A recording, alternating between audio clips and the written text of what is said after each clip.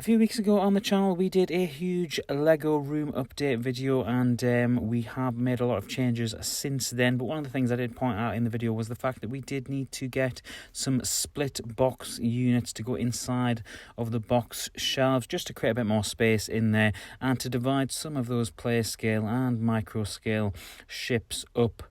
And in the meantime, we got some perspex shelves that allowed us to divvy up some of the ships and sort of make a bit more of a display piece of some of the ships that we have in the collection.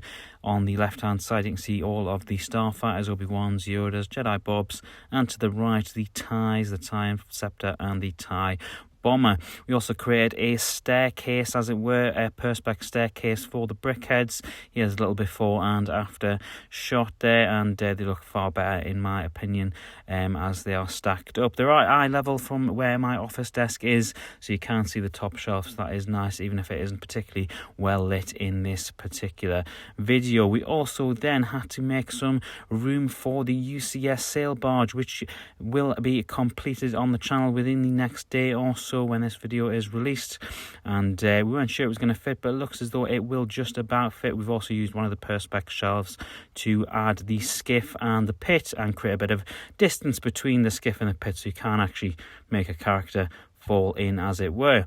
And next up was to build the box split units, and these were relatively cheap, it has to be said. They're only £9 each, and we did only get one to begin with because we weren't exactly sure how useful they would be inside of the Kallax units, and by which I mean, of course, that we weren't sure what would fit inside these units once they were put together.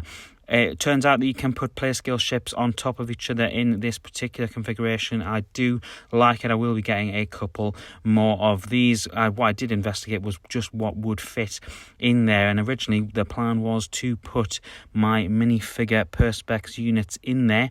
We did eventually decide against that. I thought it was better to put the dioramas in there, the non-character dioramas, by which I mean, of course, the pod race diorama and the trench run from a year or two ago. I think they look really nice in this particular configuration as well. At eye level you can read the plaques. I think it looks pretty nice. Still a lot of work to be done with this 16 unit, and what it has meant is that we've had to move the Lego Harry Potter section over, and this is now in behind where the office space is, and across the top you can see we've got Diagon Alley there, and across at the top of the office space we have got the Prisoner of Azkaban mock that I showed off a couple of weeks ago. And as you pan to the left hand side, you can see I've taken one of the shelves out to get the burrow in, and I've put the other slightly bigger or taller sets in there for now. The Patronus Stag will go in there eventually alongside the Owlry.